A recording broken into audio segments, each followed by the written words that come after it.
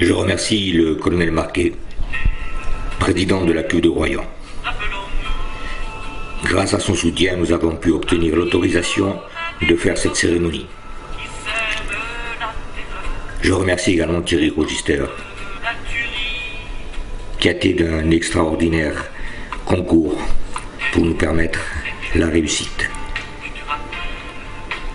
Et je remercie également tous les participants, notamment cet unisson des gens de Reconquête et de RN,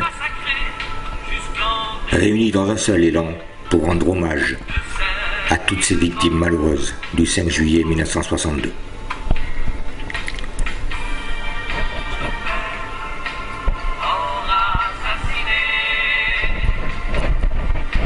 Je n'en attendais pas moins. Et j'étais certain que votre institution allait porter ses fruits. Je tiens à vous remercier à toutes et tous d'être présents pour cette cérémonie en hommage aux victimes du 5 juillet 1962 à Oran. 5 juillet 1962 à Oran, dont très peu de personnes connaissent le contexte. Et effectivement, comme c'est également l'Algérie, on laisse ça un petit peu de côté. C'est un devoir de mémoire. Le devoir de mémoire incombe à chacun d'entre nous de le rendre inoubliable. Ceux qui sont morts pour que nous vivions ont des droits inaliénables. Je vais amorcer un chapitre que vous, Rognani, connaissez, qui est la date du 10 juin 1944. Le 10 juin 1944 s'est produit le massacre d'Oradour-sur-Glane. Une compagnie d'Allemands a réuni 642 habitants d'Oradour, dont 345 femmes et enfants ont été enfermés dans l'église et tués. Oradour-sur-Glane est devenu le symbole du martyr. Et chaque année, tout le monde honore les morts d'Oradour. Le général de Gaulle, vous comprendrez la raison pour laquelle je parle d'Oradour et non pas du 5 juillet. Il y a toujours une cause à effet. Le 5 mars 1945, de Gaulle déclare notamment qu'Oradour est le symbole de ce qui est arrivé à la patrie elle-même. Je vous dis son commentaire. Ce qui est arrivé à Oradour-sur-Glane nous enseigne aussi autre chose. C'est que pour réparer et pour conserver le souvenir, il faut rester ensemble comme nous le sommes maintenant. Jamais plus, même une fois, il ne faut qu'une chose pareille puisse arriver à quelque point que ce soit de la France. Et pour que cela n'arrive plus, il y a des dispositions à prendre, des dispositions qui ne sont pas seulement des formules, des dispositions qui doivent rappeler tous ces souvenirs et s'assurer de la sécurité soi-même. 18 ans après, puisque le 5 juillet 1962, c'est précisément 18 ans après le drame d'Oradour-sur-Glane, eh bien 18 ans après, un massacre dont l'ampleur est inimaginable se déroule dans une ville qui était, jusqu'à la veille, française. Oran, ce massacre était purement et simplement une épuration ethnique. Tous les livres d'histoire évoquent le drame d'Oradour-sur-Glane, tout au moins jusqu'à ce jour.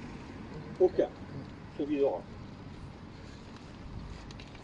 Faut-il que la France se sentisse coupable pour faire preuve de tant d'amnésie, coupable d'avoir laissé des citoyens français lâchement massacrés?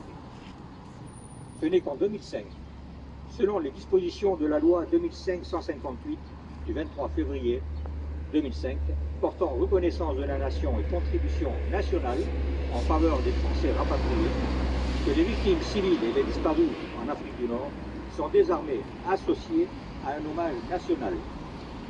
C'est une loi que très peu emploie, puisque la guerre d'Algérie, 60 ans après, fait encore tâche, et on décèle très peu de mairies qui s'attachent à commémorer ce massacre du 5 juillet 1962. Le massacre du 5 juillet 1962 se passe dans un contexte un peu particulier, puisqu'il y avait des oppositions entre l'armée de l'intérieur et l'armée de l'extérieur. Là, immédiat. Et il y avait surtout le fait que nombre d'Algériens, devant se racheter et voulant se racheter, ont fait les pires massacres. Pourquoi? Ces gens-là, on les a appelés les Martiens. Ceux que l'on désigne comme Martiens commettent les pires exactions. Il leur faut se racheter auprès du FLN. On a évoqué la façon dont ces Français furent massacrés, dépecés, vidés de leur sang, pendus à des crocs de boucherie.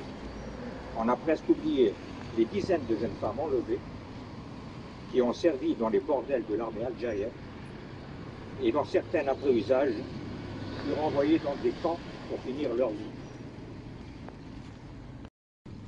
Lors d'un rallye Paris-Dakar, un pilote de moto italien fait un témoignage sur de vieilles femmes d'origine européenne dans le sud saharien. Curieusement, personne ne prend son témoignage au sérieux, et aujourd'hui, il est impossible d'en trouver trace. Mais on sait que des camps ont été ouverts dans le sud saharien. André Ossignac, je ne sais pas si vous connaissez ce nom, je vous recommande réellement de bien retenir ce nom, André Ossignac. Vous le trouverez sur Google. André Ossignac, c'est un appui du contingent qui a été enlevé à Alger le 21 juillet 1962.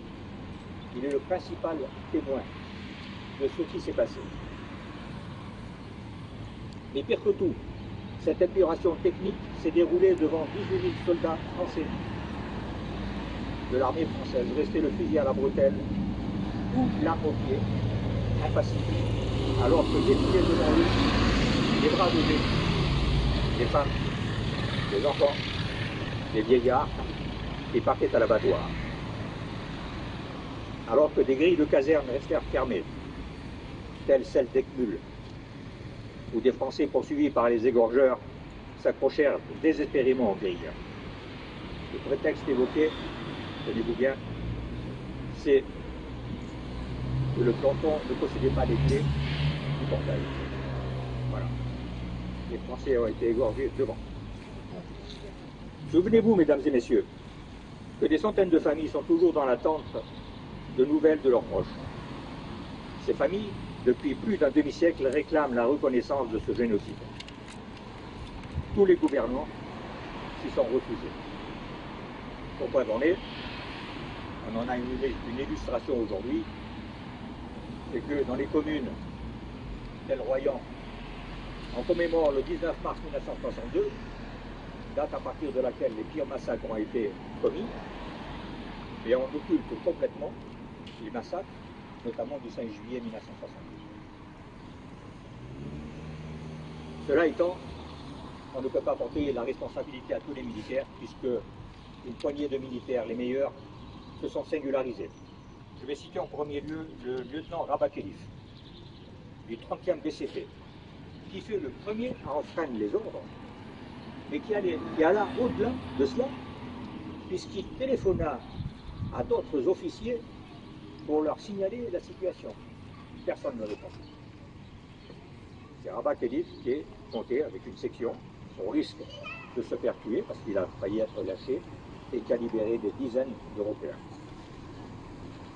C'est le vice-amiral Jean Barthélemy, commandant la base de Merzel-Kébir, qui après une discussion orageuse avec le général Katz, envoie un détachement de fusiliers marins. C'est le capitaine Krogeneg, de la 2e compagnie du 2e Zouave, qui, seulement accompagné d'un sous-officier, fit libérer au commissariat central quelques dizaines d'Européens. Voilà des gens qui méritent le plus d'éloges qu'on devrait citer. Quant au nombre de victimes, aujourd'hui encore, on ne réussira pas à déterminer un nombre. Il est fort vraisemblable, de toute façon, compte tenu des gens qui étaient dans les différents commissariats, que plus de 2000 victimes ont été la proie des égorgeurs. Le seul témoignage de Miloud Karim Rouina fait ressortir dans le seul commissariat central 800 personnes. Serge Lantz, ce journaliste courageux de Paris Match, évoque un cortège de plus de 400 personnes se dirigeant vers le Petit Lac. Le Petit Lac, pour ceux qui ne le savent pas, c'était où on poussait les cadavres. Petite anecdote, pas tout à fait l'expression qui convient. Il y a eu des photos prises, des photos aériennes, et l'on voit très parfaitement tous les charniers. Monsieur Jean-Pierre Chevènement, qui était préfet d'Oran, lui aussi cite 807 victimes. Voilà pour ce qui s'est passé à Oran. Voilà le drame que l'on pourrait évoquer pendant des heures, parce qu'il y a nombre de détails qui permettraient de se rendre compte de l'horreur de cette journée. Le jour n'est pas là pour que j'en parle, mais j'attire votre attention sur le fait que j'ai un oncle lui-même qui a été enlevé et qui a laissé une veuve et 6 orphelins. Évidemment, on ne l'a pas retrouvé. À Paris, le 8 décembre 2011, un colloque international a lieu. Le président d'honneur de ce colloque international n'est autre que M. Robert Badinter. M. Robert Badinter, vous savez, celui qui accorde la vie aux tueurs. J'ai donc contacté immédiatement Robert Badinter avec l'aide de 2 amis et je lui ai envoyé un dossier complet. Je n'ai pas eu de réponse. C'est pour vous dire, on fait un colloque international pour 18 Français, c'est malheureux, 18 Français, et on laisse des centaines d'autres Français. L'évocation de cette journée ne saurait être sans une pensée pour près de 100 000 harkis, ces soldats français abandonnés aux tueurs du FLN. Enfin, si je peux me permettre de conclure, ça convient très à tous. Le maréchal Juin, le 2 juillet 1962, 3 jours avant le massacre, citait cette phrase prémonitoire. La France est en état de péché mortel, elle connaîtra un jour le châtiment. Eh bien, mes chers amis, nous y voilà, on y est.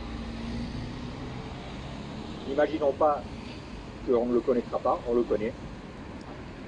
C'est cela qu'il faut retenir, au-delà des propos politiciens, de ceux qui, encore une fois, trahissent le pays qu'ils sont censés défendre par la seule préoccupation d'un fauteuil. Je vous remercie infiniment de votre attention. De gerbe, oui, pour s'approcher du animal.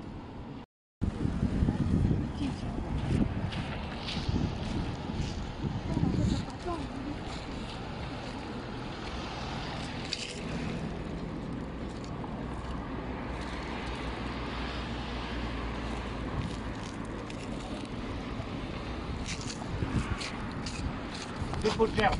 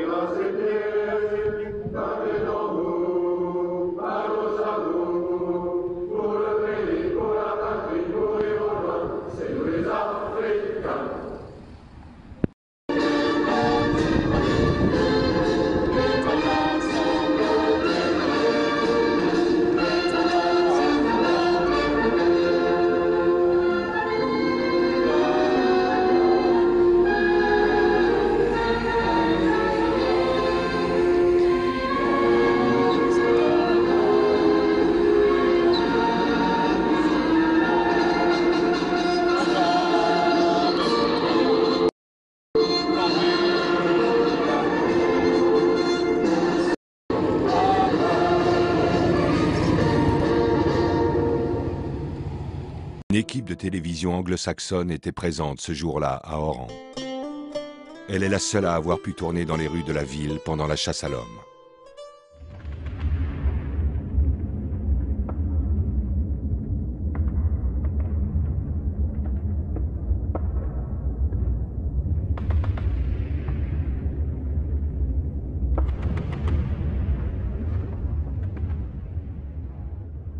J'étais en train de déjeuner lorsque on a entendu des rafales de mitrailleuses ou de PM, de pistolets mitrailleurs. À ce moment-là, je suis monté sur la terrasse de la préfecture de police.